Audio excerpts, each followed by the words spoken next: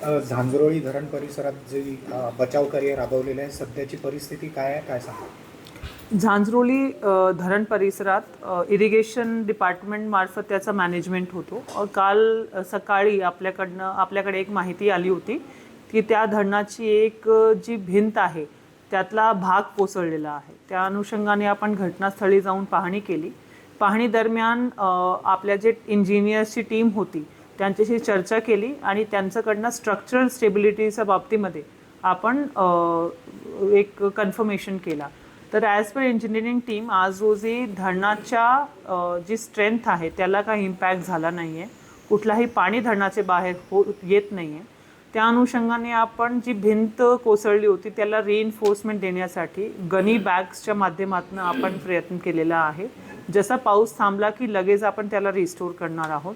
त्यासोबतच त्याचा जे खालचा भाग होता त्यामध्ये 4 पाड्यांमध्ये जवळपास 1000 लोक वास्तव्यात होते. त्या सर्व लोकांना आपण सुरक्षित स्थानी स्थलांतरण केलेलं आहे आणि तिकडे त्यांची जेवणाची आणि राहण्याची सोय केलेली आहे.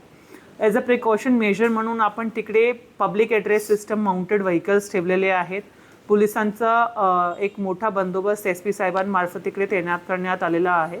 आणि या सर्व बचाव कार्यामध्ये आपल्याला NDRFनी मोलाचं सहकार्य केला होता. कारण त्या पाड्यांकडे जाण्यासाठी आपल्याकडे रस्त्याचा मार्ग जो आहे तो ब्लॉक झाला होता.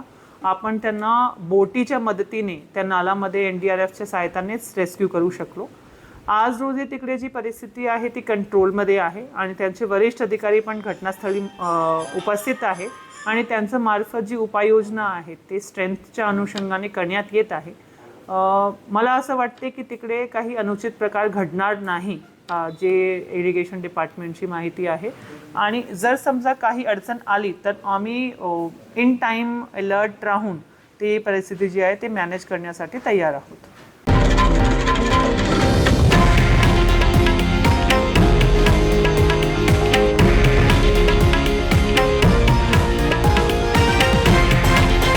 हे आहे देशातील नंबर 1 न्यूज नेटवर्क आणि आपण पाहत आहात TV9 मराठी, एकमेव.